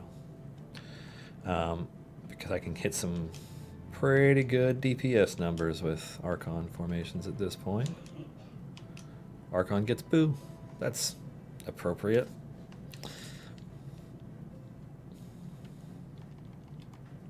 I'll leave Archon highlighted. There we go. It's right there in the middle of the formation. Because Usurp Power is just too darn good. Because everybody who was active when they at the time got... I mean, I've got 4 golden epics on him now. Like, total beast. Anyhow, so, yeah. Any other questions? I know we didn't get to do a community Q&A this week because I was out of the office, because I spent my weekend and Monday, Tuesday sick with whatever everybody in the office had while I was away this last time. So when I got back last week, I caught it, and it ate my weekend and Monday, Tuesday. So no Q&A because I wasn't in. So yeah, what do you have? Oh, I see some questions. Okay. If a stream character evolves into something completely different than what is currently represented in the game, would you consider adding the new version of them as a separate champion in the same slot, or will there only ever be the original version? That's a really interesting question, Garwar. We would probably just keep the original. There are too many interesting characters from the different novels and other games and comics and other media that Dungeons and Dragons has produced over the decades now. There are just too many interesting characters from that. Too many other people that are awesome that we like working with, that we are interested. It's just kind of like, to revisit the same character again to have just another version of them isn't something that we're likely to do. It's not impossible though, and there's always a chance, but it's unlikely. Hellastream. Dylan, given that Amy has called us out and the Idle Champions Discord doesn't really care about the C team's wants and needs, please respond to her that the good picks will continue until morale improves and they stop begging for death. That's hilarious.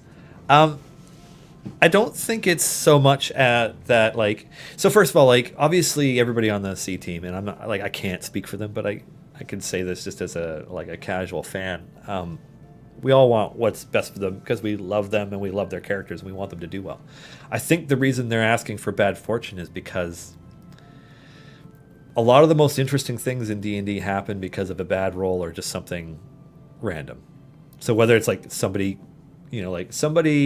rolls a 1 at a really bad time, or an enemy rolls a 20 at a really, at any time really, but at a time when it's devastating to you. Like the chance aspect of it creates a lot of the conflict that makes playing fun and things interesting. And at this point, they know that you love them. They do. I mean, people have been voting good fortune for them since the show started, and I'm sure, were they not encouraging bad fortune, that it would continue to just be good fortune right through the whole thing. But it's also fun to throw a wrench into it to make things interesting. I think one of the more interesting developments over the course of this season has been the one bad fortune cauldron tip. And for anybody interested in learning more about how those cauldron tips have impacted Acking's C Team episodes, Garawar has been posting those in the Idle Champions subreddit, just to let people know. So the last few of them, at least, are in there. So yeah, just have a look and you'll find out. Wyverny Win. Have you considered added champions that would have specialization choice that decides their alignment, such as chaotic evil or chaotic good for Saravok, or lawful evil or lawful good for Erebeth? That is a really interesting idea, Wyverny Win. I don't know that it's been considered, but I will pass it along to Chris and Justin, and I don't know. I mean, maybe that's something that could exist someday. Or maybe there's a reason that they've never done that. It's being in the position that I'm in. Like, I mean, as much as I know about the game, and as much as everybody in chat knows about the game, and I'm sure some of you know more about it than I do. None of us knows as much as Justin does, right? Like, he'll be looking at the entirety of how the game is constructed and how it's going to be constructed when he's evaluating these things. And maybe there's a reason that alignment has never showed up in that way. But in case they haven't thought of it before, it's fun to pass that kind of thing along. Alrighty, Smiley Jersey. About the C team challenges, are we going to keep getting challenges that are difficult for newish players like myself to complete? Examples are unlocking Dritz and the current complete the tomb challenge.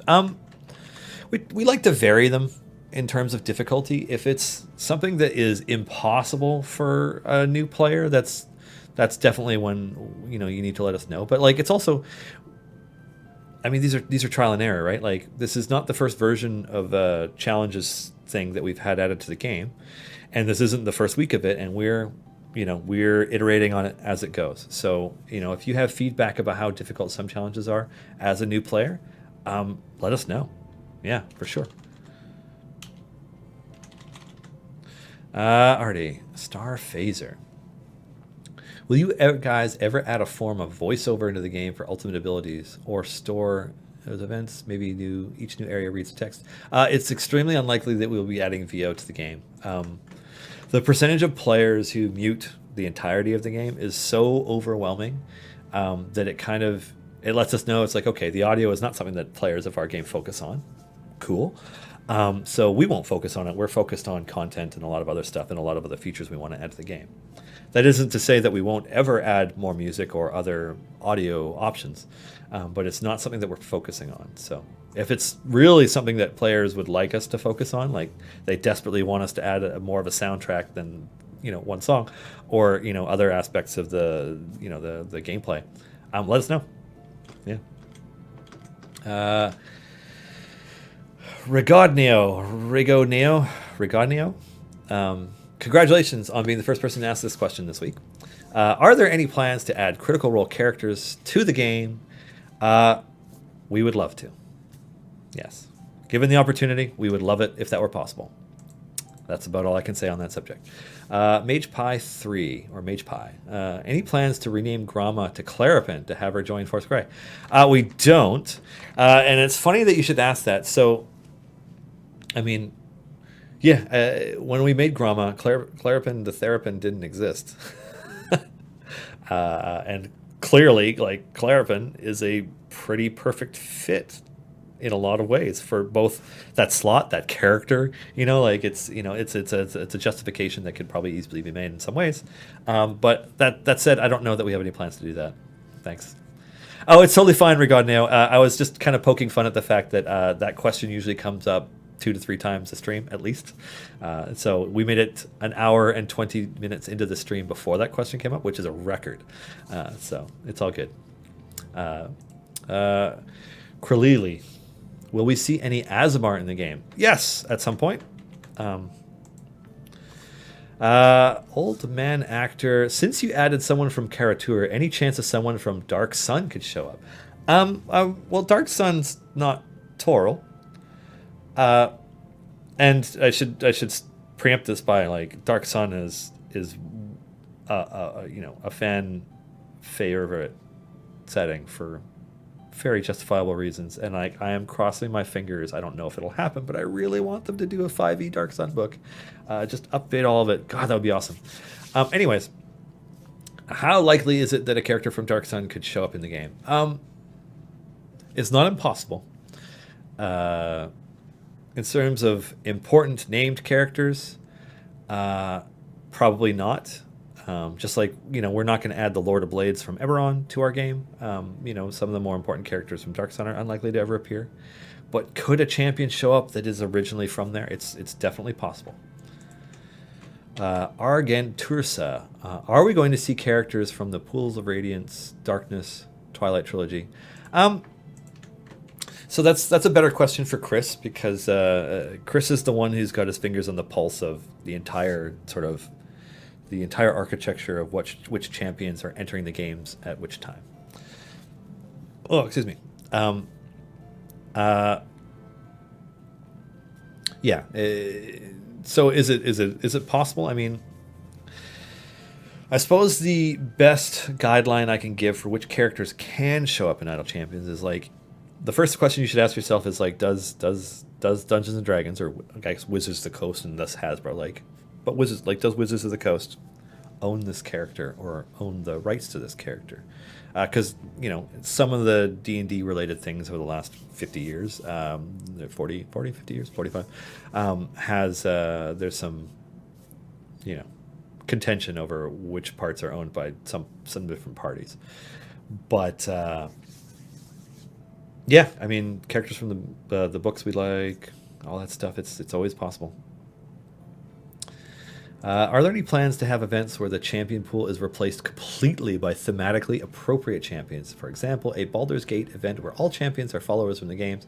You know, I think so. The idea that all of the champion pool, because like we're pushing towards 50 characters now. We're not there yet, but like we're well on our way. The idea of replacing 50 is super unlikely. Like we're just not going to do that. That's just too much art assets to create for a singular event. Now that being said, like what is most likely to happen is that we will have events where, you know, there are reasons for you to only use the heroes of Baldur's Gate for this one variant. You know, like they're the characters you have access to once they're all out or something. You know, that is much more likely to happen. What are your thoughts on the Baldur's Gate 3 announcement? Oh, yeah. I was not expecting a not safe for work trailer at that moment. You know, because the first trailer I saw was the uncut one. Although, I mean, they're both pretty gruesome, but the uncut one's got some extra tidbits that I could see why they cut it out of some of the announcements. I'm excited. You know, I had always thought that if anybody was going to tackle making a Baldur's Gate 3, it would have been Beamdog.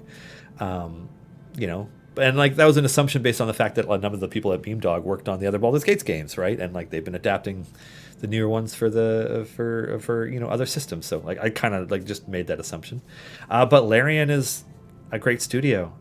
You know, like Divinity Original Sin 2 is the most, you know, it's such a D&D like game in terms of customization and how much you can do it and how deep of an RPG and all that stuff. So the fact that they're the studio, like they clearly understand this stuff, right? Like they understand how to make a deep RPG with, you know, with a well-told narrative and all that stuff, and, you know, good voice acting, etc.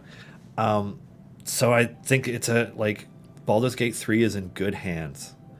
And I'm excited at the idea of dealing with an Illithid invasion in Baldur's Gate. I mean, there's a Nautiloid in the sky in that trailer. That's nuts. Anybody who knows their, you know, multiplanar,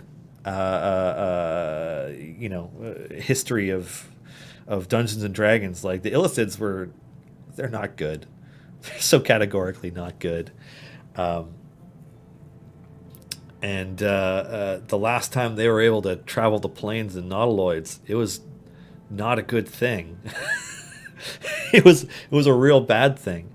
So I think it'll make for a really compelling, you know, force to deal with in a Baldur's Gate game. And like, let's be honest, if Illithids are showing up and they're causing that kind of chaos, Gith can't be far behind. It's going to be something else. I'm excited. Fire Crystal. Korth is certainly a cool champion. Why make him a samurai of all things? What did you guys think about when making him?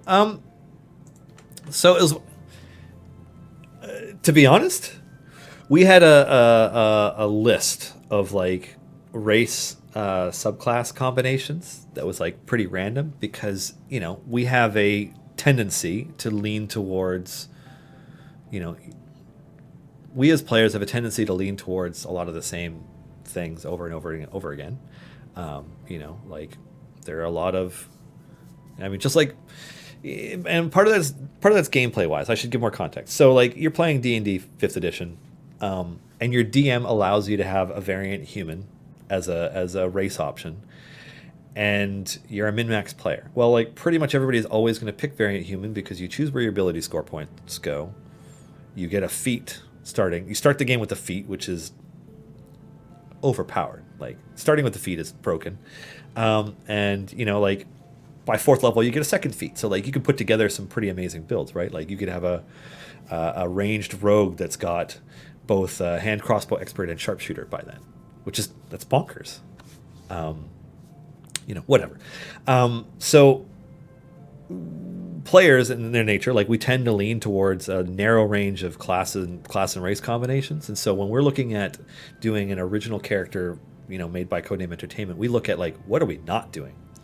And so we had a list of race and class combinations that we were not doing. And Chris is like, I like the idea of a lizard folk samurai. So that's what we did. Jokers Forever. It's been a while since it's been brought up, but has the Treant been discussed as enemies or as an actual champion to be brought into the game? I'm actually not sure if you're... I don't remember having a previous discussion about that, Jokers Forever. Yeah. Can you give me some more context? Cian Emmerich. Any plans to add characters of Unearthed Arcana classes, such as the Mystic and the Artificer? I hope so. I don't know.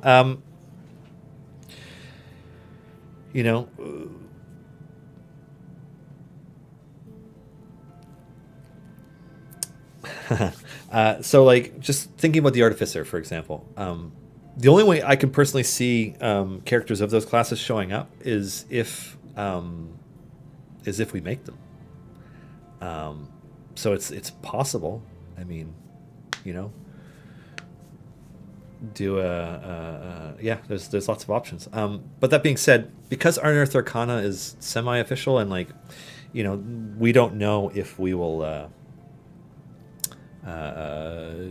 get the go-ahead from D&D. They might be like, no, like we're not sure with that, or like they might just want us to not do it just because it's something that they're not finished with, or they haven't released a book that has it in it officially or something yet, because we tend to lean heavily towards printed 5e stuff so far. So yeah, it's much more likely that we would have one of the subclasses from the Guildmaster's Guide to Ravnica book and or one of the races from the Guildmaster's Guide to Ravnica book than something that isn't in an official print capacity yet.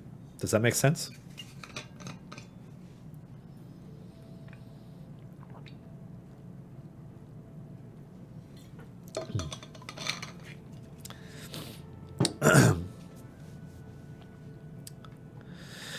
Alrighty.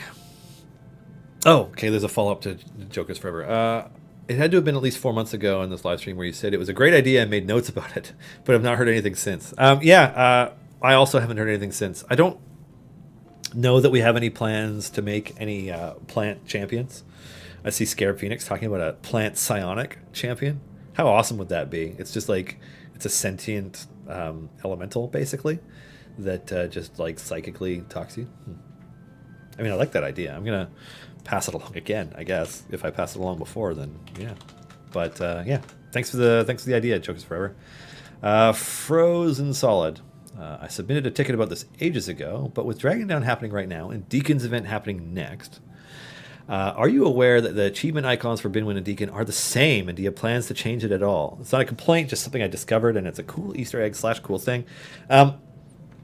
We did notice this once, and there was a reason for it that I can't remember. So I will make a note about it again and see if there's a reason that we did that. So thank you. Adam / Chris for that one. Already Mage Pie. Given the growing champion pool, would there ever be a feature that would let us run separate formations in different campaigns at the same time from the same pool? I find that highly unlikely, Mage Pie. Yeah. Unlikely.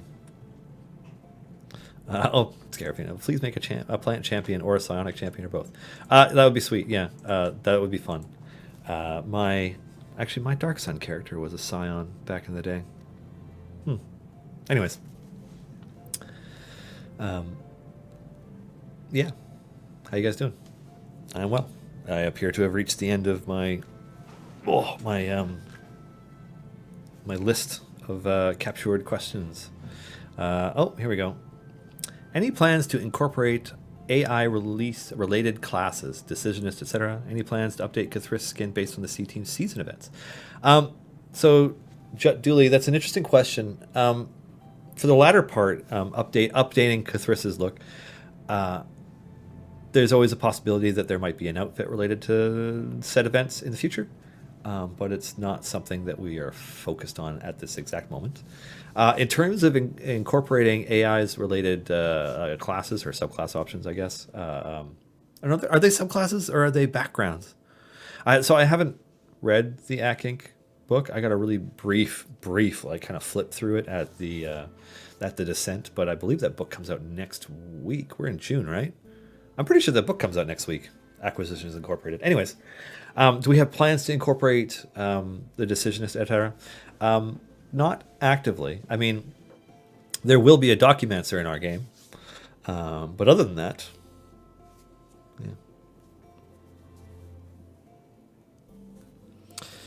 Giant Dwarf. Dark Sun was all about the psionics, though. It was actually, yeah. I mean, I haven't played a Dark Sun game in like 16 or 17 years, but that sounds about right. There we go. Yeah. Thank you, DC Lazer. The official Acquisitions Incorporated sourcebook contains a wealth of etc. etc. June 18th. Yeah, Tuesday next week. Awesome. Cool. That'll be fun. I look forward to reading the actual book. Can we get more Tabaxi? I share your love of cat people, Sir Monstein, but it's much more likely that we're gonna try and tackle some of the other races that we just don't have yet. I mean, off the top of my head, we're missing Triton. We have no Kenku. We don't have any Bugbear characters. No Goblin characters. No. I mean, the list goes on and on. We need more monstrous races, right? Got to represent them monsters. Any plans to make specialization pop-ups? Queue up in the order they are brought and not have new pop-ups override old pop-ups. The old first in, first out instead of last in, first out, huh? Yes, that note has been made for the devs and will be passed along once again. Yeah. White Rose Gaming. Sorry if this was already asked, but is there a possibility of more characters from live stream games like Critical Role or High Rollers? When it comes to Critical Role, because of how busy they are and how big they are getting, we leave it to them. We would absolutely love to, if there was an opportunity to work with Critical Role in that way. We would love to. Personally, as Dylan, I don't know how optimistic I am about that because they're busy and they're licensing. They're working on adapting Vox Machina for a full-on animated series at this point, right? So I have a hard time picturing them looking at a game as small as ours and being like, "Hey, we should be in that game." But it's not impossible, and we would love to. That would be awesome. As for High Rollers, yeah, there will be more characters from High Rollers. Rushafel. As someone who started playing Idle Champions very recently, I don't know exactly what I've been missing out on. Is there some way to get an in-game idea of what's to come or what's being missing from my roster? The best thing you can do, Rushafel, is participate in the Idle Champions community, especially with the Discord, the Idle Champions Discord, discord.gg/idlechampions. You can talk to people about your formations. You can ask some of our community leaders lots of questions. I mean, there's a lot of opportunity to learn and grow there as an Idle Champions player, and I highly recommend it. And sometimes we do Q&As in there as well, although less frequently. It really is as time permits. CN Emmerich, if you do another Tabaxi, please bring in Matt Lillard's Bag of Nails. Well, Bag of Nails is part of the Tomb of Annihilation TRPG book, right? So, and also Bag of Nails has actually already been in Idle Champions as an NPC. But yeah, we'll certainly consider Bag of Nails. Matt Lillard did a great job of playing Bag of Nails on, when he did. Nazen Bear, will it ever be possible to replay non-free play missions? Yes, it will be. Though I can't say more. By the way, please make the chosen specialization icon appear instead of the exclamation mark in the champion information window. I'll make a note about that, Scarab Phoenix. I don't know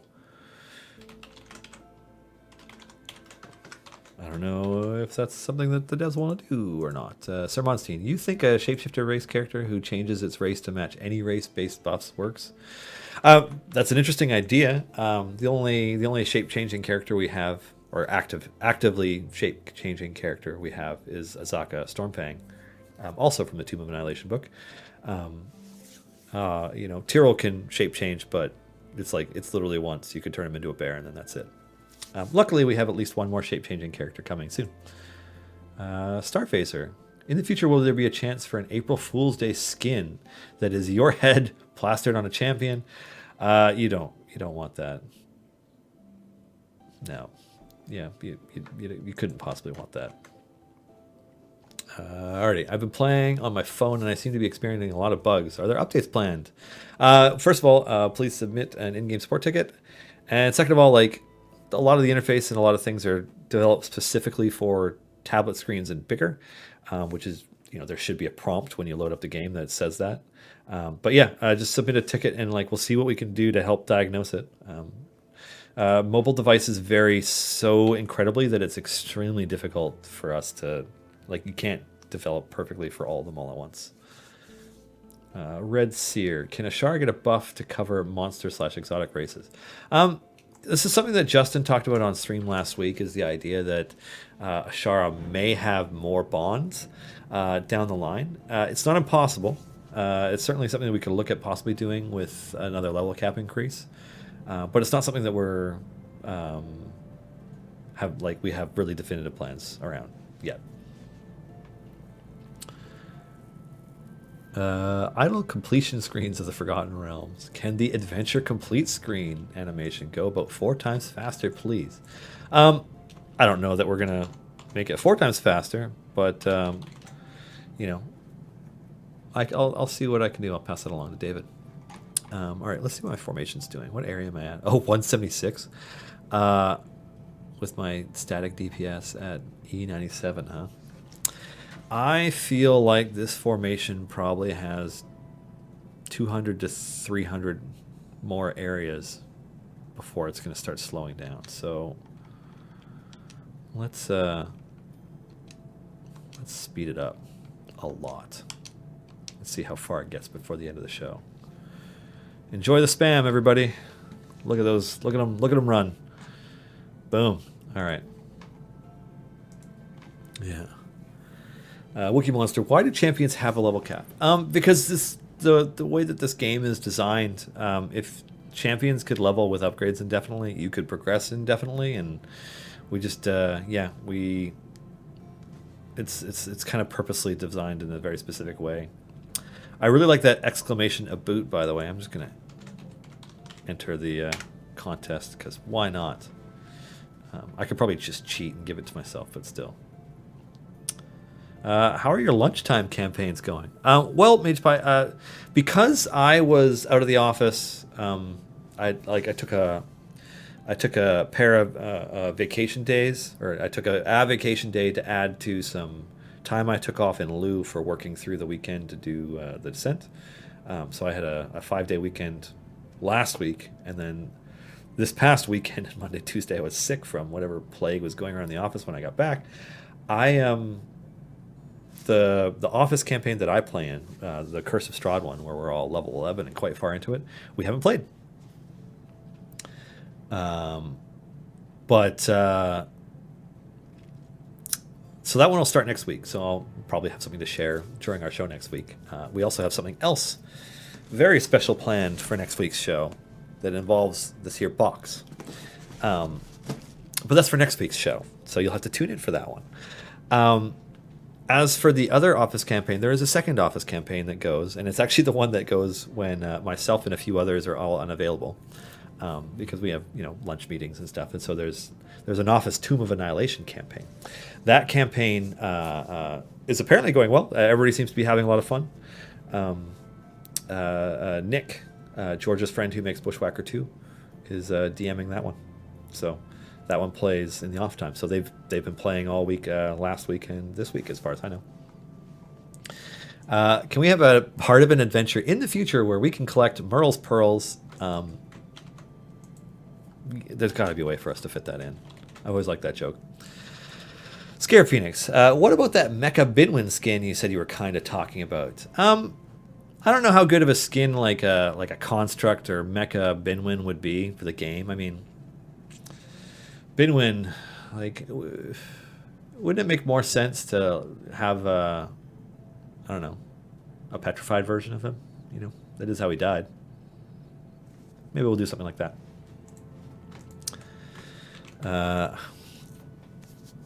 let's see. What's in the box? Giant Dwarf says. There is stuff in this box. Yes. And I very look forward to. I have such things to show you. I look forward to sharing the box, but that's next week. Next week will be the box stream, where we will be sharing the box. It should be fun. Stonewind, yeah, that's a good idea. Such sights to show you. I'm glad you got that, Doc Stockman. I'd hate to make a reference like that and have people not understand which series of films that went on for many films too many. That's from.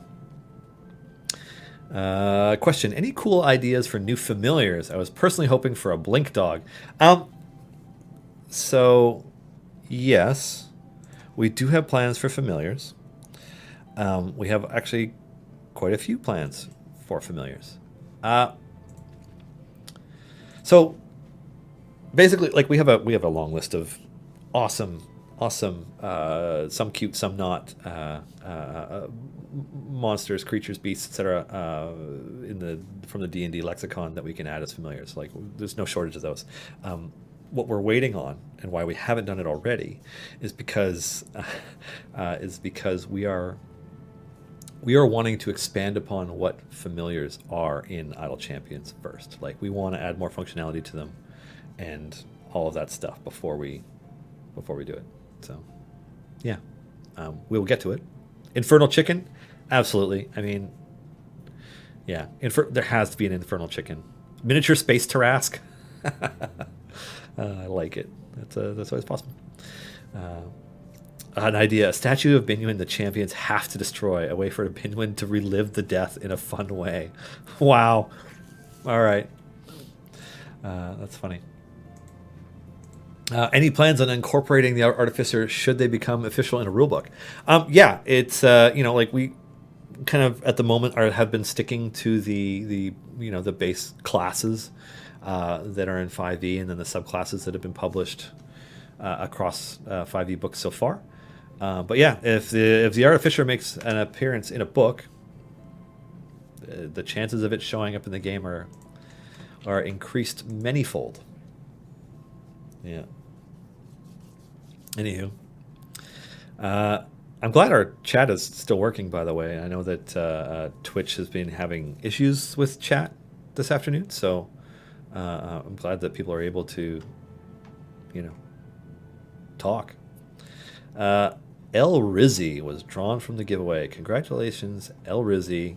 And it's also, can I just say, because like obviously it says combination up in the corner now, with this week's combination being catchphrase with an exclamation point. It's nice to be able to give out combinations that every player who plays the game can use. It's a lot of fun, and in honor of that,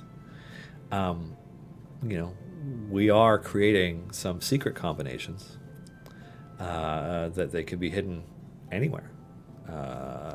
But we'll be creating secret combos that players can enter to find stuff. So I challenge you to find them. It's going to be interesting. I mean, a lot of you actively share stuff on Reddit and the Discord anyway, so I'm sure many of you will just find things that way. You'll just go to the combinations channel in the Discord, discord.gg/idlechampions, and you'll be able to catch up on codes combinations you haven't seen in from some of the many partners that we work with. Because we work with a lot of cool people. We work with Dungeon Drunks and How We Roll, and High Rollers and Acquisitions Incorporated, the C Team, and there's tons of them. They're awesome, and we like working with them. So. But yeah, secret combinations in the game. Will we know when they're actually in game? You won't know when. You'll figure them out. Yeah. Dylan, when is the right time to use a potion of polish? I don't know that there is a best time to use a potion of polish, because it's random.